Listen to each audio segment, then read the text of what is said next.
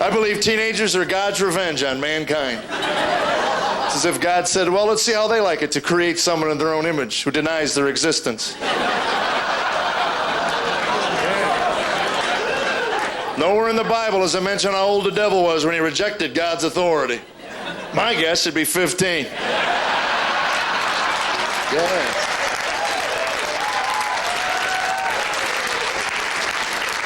I don't even know why they go to school at 15. Is there anything a 15-year-old doesn't already know?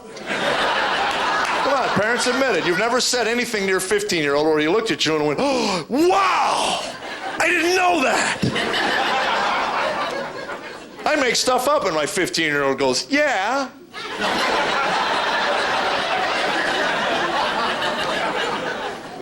I'm ready to call NASA and let them know what I got living with me.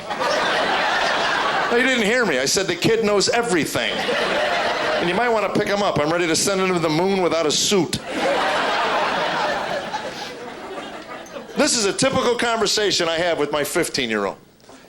Last August, he comes to me. He says, you know, I think I'm old enough to buy my own school clothes. I said, you know, I think you're right. Then we stare at each other for a minute.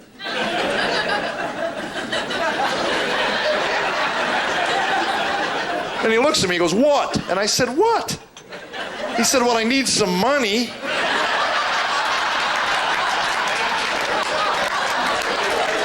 I'm sorry, I misunderstood. I thought you wanted to buy your own clothes, not pick them out. He said, whatever. Come on, parents, admit it. This is when you want to boink your kids right in the eyes. Not hard, just like Mo used to do to Larry. Say it again, whatever. I like that, do it again.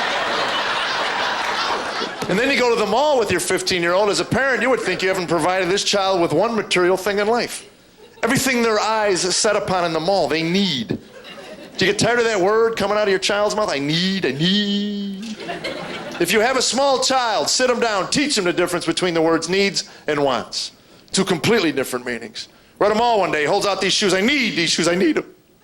So how much are they? And then he says, they're only. Don't you love the word only?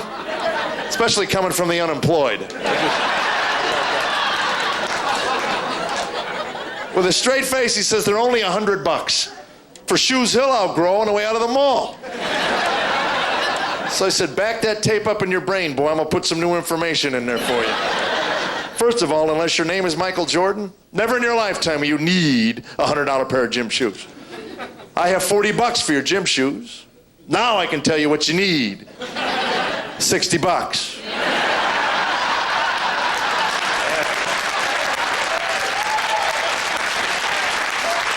He's 6'2", he's about 225. He came home from football, this is what he says to me. Hey, just bench 250. I said, good, can you pick your socks up?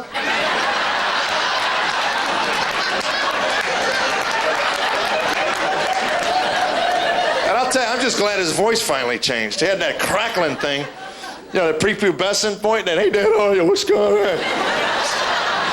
At 6'2", how do you keep a straight face during that phase of the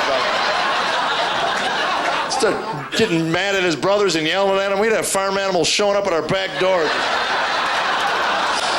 Standing in the hallway. Get out of my room! Get out of my room, they're touching my stuff. Hey, dial it down, there's a goat back there asking about it. Oh, it's funny, Dad. So put that one in your show. So I did.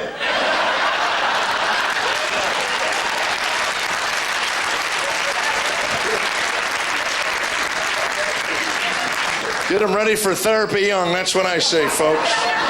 Parents, your kids are going to therapy, they might as well have a reason. I've told my kids ever since they can write, every time they've perceived an injustice in our home, write it down, date it, I'll initial it. They said, for what? So I said, when you're middle-aged and you're miserable and you want to blame me, we'll just breeze right through the therapeutic process. What is it with 45-year-old men calling up their 70-year-old fathers and blaming them for stuff? What do they expect the old guy to do? Well, I got my answer ready if my kids call me up 20 years from now. All I'm going to say is, oops.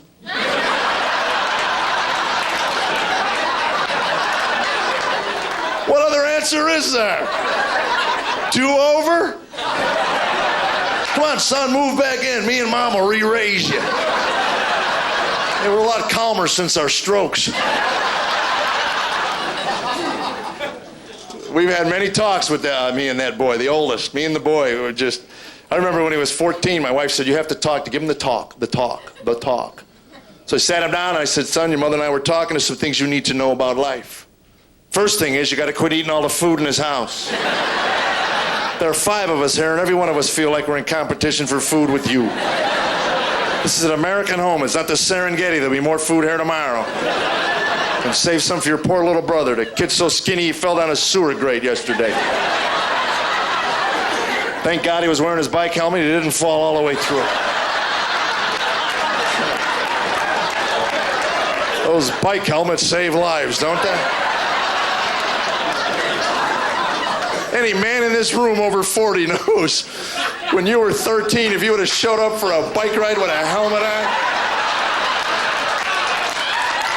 Man. You'd have needed the helmet to keep your head from caving in from the rocks your friends were pelting you with.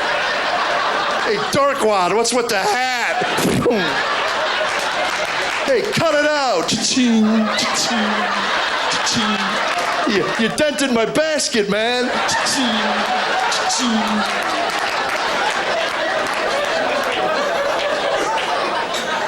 But I got to tell you, the food thing in our home has gotten out of hand. My wife and I have gotten where we hide food in our bedroom to keep it from the kids.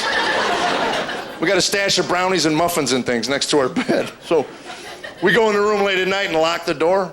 I'm sure the boys think we're doing something else, but we're really just under the covers eating brownies and laughing a whole bunch. You hit 40, it gets pretty pathetic. It really does. The brownies are here. Woohoo! Lock the door.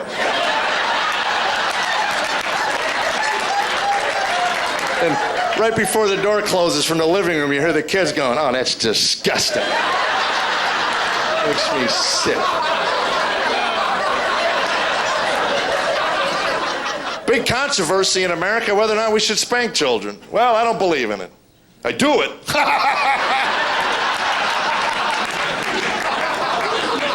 I'll tell you, I read something once. Punishment humiliates, discipline educates. I never once wanted to humiliate my children when I spanked them. I wanted to educate them.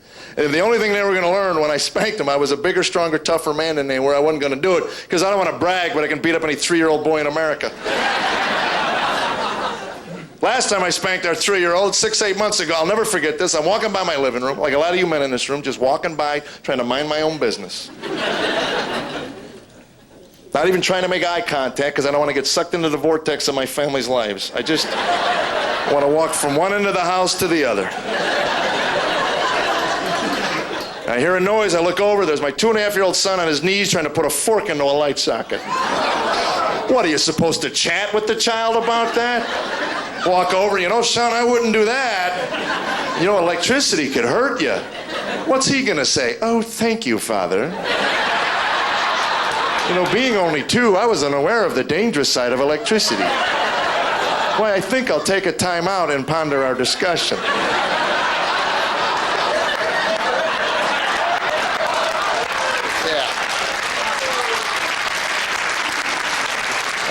I did what some of you dads might have done. I just went, oh, no!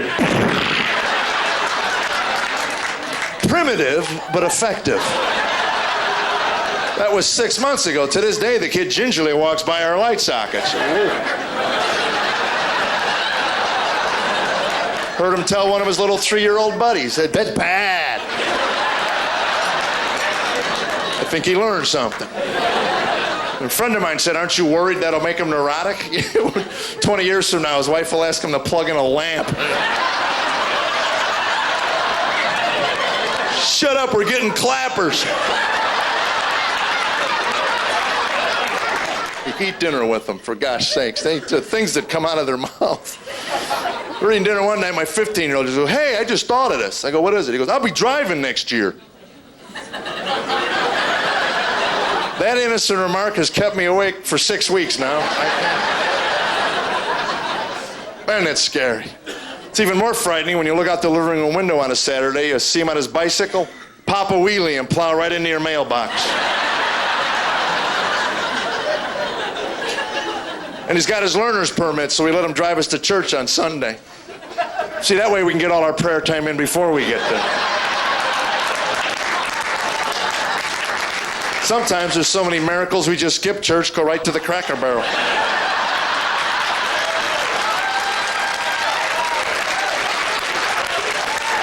And now that he's going to be getting his driver's license, he wants to get a vehicle, and he's looking at the Sunday paper for the pickup truck he's going to purchase. He's got $9 in a Folgers can in the bedroom. The last truck he looked at was $32,000. And I said to my wife, well, that explains his D in math.